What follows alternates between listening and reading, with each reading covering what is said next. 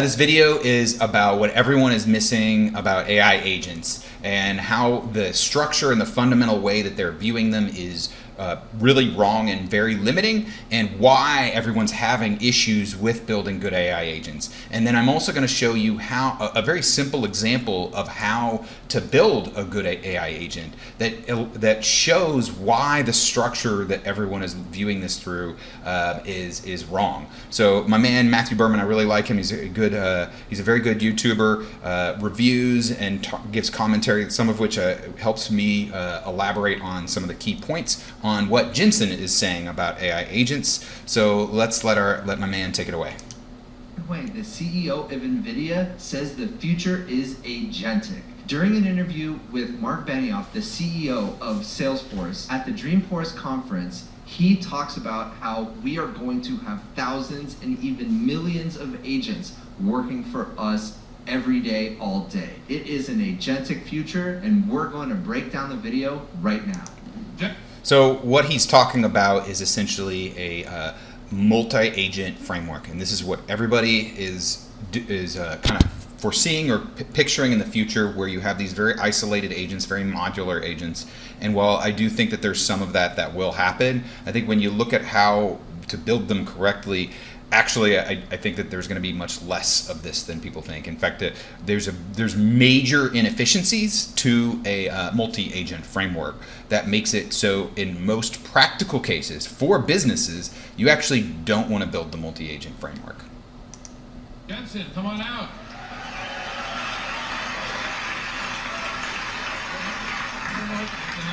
Our industry is, call it about $1 trillion, and it's an industry of tools. Computers, software, they're industry of tools. For the very first time, this is going to be an industry of skills. And you capture that phrase and you call it agents. But it's going to be, for the very first time, agents sitting on top of tools. Agents using tools. And the opportunity for agents is gigantic.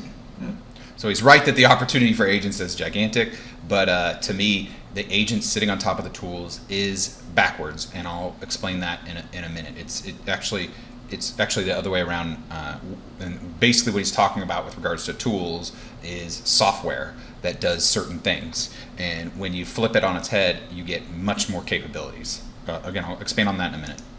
As we know, we now know. I'm hoping so, by the way. So obviously I agree. If you've watched this channel at all, you know the phrase I always say, bullish on agents. I really believe the best incarnation of AI in the future is going to be agents and agentic frameworks. And Mark Benioff, the reason why he's saying I really hope so is because of Agent Force, which is, again, their new product that they're launching. They really think this is going to be transformational to Salesforce, which has been around forever, at least forever in internet terms, and they're betting big on it. And he actually gives a little dig towards Microsoft, which we'll hear in a moment. It sounds insane, but here's the amazing thing. We're going to have agents that obviously understand the subtleties of the things that we ask it to do, but it can also use tools, and it can reason, and it can reason with each other and collaborate with each other. And we're going to give a problem to Agent Force, and agents are going to go find other agents that can help achieve this mission. They'll work together, assemble together, work together, and solve this problem. So that is absolutely the agentic future that I envision. There are agents can spawn other agents, they can collaborate with other agents. There's a set of tools, and I'm not talking about 3, 4, 5 tools, thousands, hundreds of thousands of tools that these agents can pick and choose, and also create tools themselves and actually test the tools, save the tools, use them later. These are all things that we're just starting to scratch the surface on right now. And okay, so there's several issues with this. First of all, LLMs are just not there yet, and I know a lot of people think that they're still growing rapidly and the LLM technology is just taking off, but the data shows that the improvements of the LLMs in terms of their usefulness has dramatically slowed basically since GPT-4 came out. Really, if you look at their usefulness since over the last year and a half, that it's not increasing at nearly the rapid pace that it was before, and they've basically run out of data, and they need exponential data to get linear improvements. So where's it going to come from? On top of the fact that it's incredibly inefficient to set these up as a bunch of different agents, where you have a bunch of decision making at a bunch of different steps.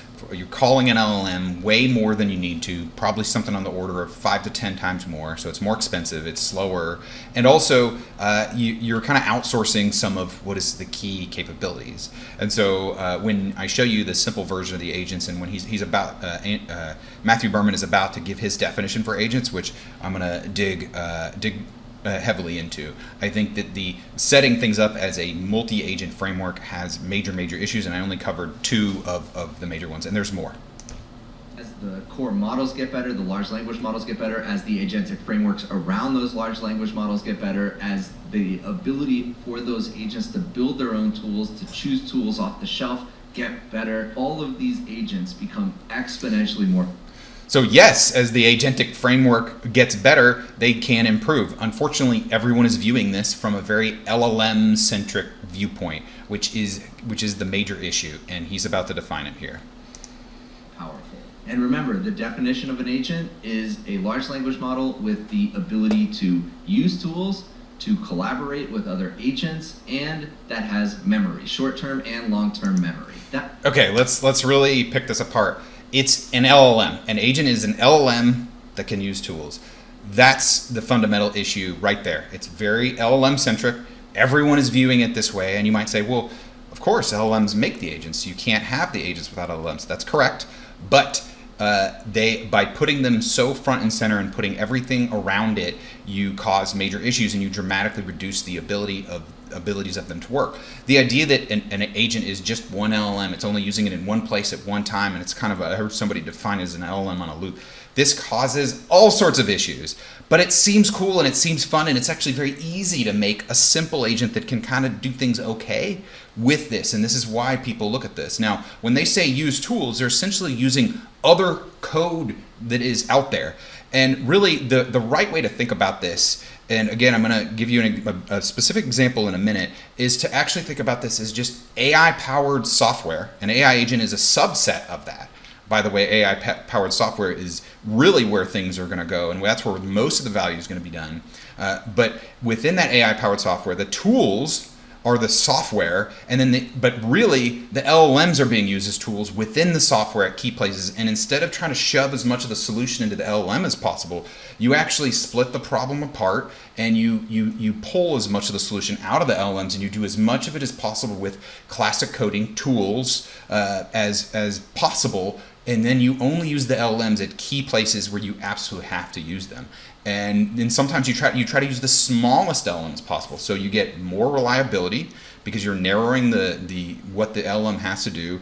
It's faster and it's less expensive and it's more practical in basically every way for a business. And so this is the reliability is the key thing there. This is why so many people are having trouble with agents. Everyone is viewing it from an LLM-centric standpoint. And to me, this is a major issue, and I'll show you why in a minute. Let's skip ahead and talk about what Matthew Berman says next, and this helps elaborate on when you build it right, what he's saying is not true at all. Possible answer I am so excited about this particular concept that we're able to now scale artificial intelligence on 2 different dimensions. And I've talked about it already in this video, so just briefly, I want to re-emphasize how important it is that we now can scale compute and scale AI intelligence at the training time and the amount of data we feed that model, and then also at test time, which is even more scalable in my mind, because the more time you give it, the more compute you give it, the more tokens it can churn through to generate the best possible output. And that's what... So we could already do this. What they're talking about is chain of thought, which is what O1 did. we could already do this. This is 2+ year old technology, and when you build agents correctly, you could already have done this for a year and a half, basically, since GPT-4 came out. So excellent agents can already have been built and could already be built, even if the LLM technology completely stalls right here, right now. You can build excellent agents when you build them correctly. So without further ado, let me show you what it looks like to build a good agent. Now, this isn't a perfect diagram, so just forgive the quick simplicity here, but basically let's imagine like a YouTube agent. We actually built one for one of our products before, and so this is actually how it works. So when someone would come in and ask something about a YouTube video, a lot of the times people wanted to just summarize it, but sometimes they had like a specific question about it. Actually, there's another piece of the puzzle that I needed to add, so I've added it here. So there's actually 3 different common operations. So you have summarize, you have ask a question, where RAG would work, and then oftentimes even RAG would not work with regards to a question, where it's more like a full extraction, where you have to actually comb through the whole video in order to get the correct answer. So you can't just take a sample, you actually have to comb through the whole thing. And so there were actually 3 major operations. Okay, so you come in, you get a request from the user. You use an LLM here that's light to say, is this a summarize? If yes, you go over here, and then you use another LLM light. Now you can also combine these two, and so it depends on a lot of factors on whether or not that's optimal. It kind of doesn't matter that much. It's better to combine them if you can in general, but I'm just for the sake of making this a little bit easier to understand, I've pulled them apart. Then you do an LLM light call. This is a little bit more complicated in terms of understanding, okay, will RAG work, or do we actually need to do a full extract, a full crawl of the whole video? And if it is for RAG, you chunk it, and then you do an LLM call with the RAG inserted, or in this one it's like looping through potentially multiple calls depending on how long it is. Okay, so, and then also sometimes they would put multiple, we wanted to be able to handle multiple YouTube videos. Also, sometimes in the single request, they actually made multiple requests. So maybe they were asking for a summarization and an extraction. And then also sometimes to be able to handle YouTube channels as input. So this all adds more, these boxes on the left add more complexity to this diagram. But here's what I want to point out. If you tried to do YouTube agent to an LLM that had tools, there is not a solution for this. It does not work nearly as well. It's way less efficient, and it's way less reliable. I challenge you to give me a single LLM that solves this problem and as efficient as way as possible as this. I think that what most people would do would be like, all right, I guess we're just going to have an LLM decision maker agent, and then an LLM summarizer agent, and then an LLM RAG agent, and an LLM. There's no reason to do that. Just build software. Just build software. It makes it more efficient and faster and less expensive and more reliable when you do it like this. And so this is the superior structure by a long shot. Okay, now that I've laid that framework, I'm going to go a little bit deeper into answering some of the other kind of hand-wavy things that they're going to cover in this video towards the end. Motion of your company has enabled so much of this. Now, how do we put it in the hands of everybody to just get to work? And building an agent should not be some computer science fair project. It should be something that we can easily do because... No, that is not correct. By making it super simple, think about how useful ChatGPT's GPTs are, custom GPTs. They're a little bit useful, but they're extremely limited because when we go back to here, there's actually typically in these cases, there's a lot of classic coding in the deterministic, non-random, non-LLM coding that happens in between this stuff that especially when you get to more complex. This is actually a really simple agent. When you get to more complex things, you need logic, you need an understanding of algorithms, an understanding of flow, of data in order to do this well. Yeah, what he's describing, I guess maybe super basic, super simple, not very useful, very generic agents. If you want, you can put that into the hands of the people, but in general, that's going to be way less powerful, way less effective, way less reliable, more expensive, and just generally less useful. He's saying it's some computer science fair project. He is specifically referencing a lot of companies that have shipped products that are so difficult to really use in production environments that actually drive a lot of value. He specifically called out Microsoft with CoPilot. He said it's basically their new version of Clippy. And Clippy was a complete failure of a product, and now he is equating Clippy to CoPilot. And that is a huge dig at Microsoft that I don't really agree with. This is much different. Even though the first wave of CoPilot might not have been that valuable, I think a lot of what they're doing with integrating CoPilot into all of their Office products and Outlook, and I think that's great. It's going to be a lot. I agree with Matthew here on this. Copilot integrating into Office is very useful. It's just scratching the surface. Mostly Copilot is still just a chat bot, which is how most people view large language models, and it's just barely the limit. Even though ChatGPT in and of itself is very useful, it's just scratching the surface of what you can do with LLMs. And AI agents are kind of like that next step, but it's still missing being AI-powered software, because there's AI-powered software goes beyond agents.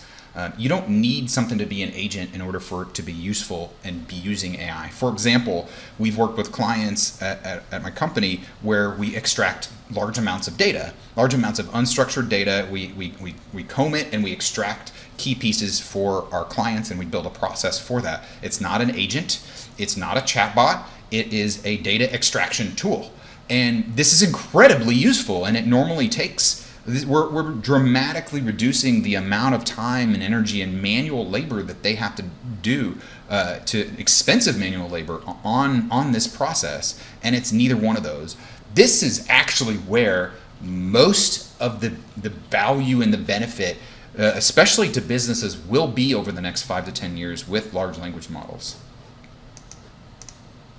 More like onboarding employees than writing software. All right, I just want to talk about that for a second. So he talked about onboarding employees. Just last week, I had a conversation with Crew AI CEO Joe, and we talked about agents being onboarded as employees. And okay, I'm gonna hard disagree with this, and I think this is where a lot of the hand wavy stuff is, and where the kind of people are really they've got a very narrow idea of how LLMs will be used.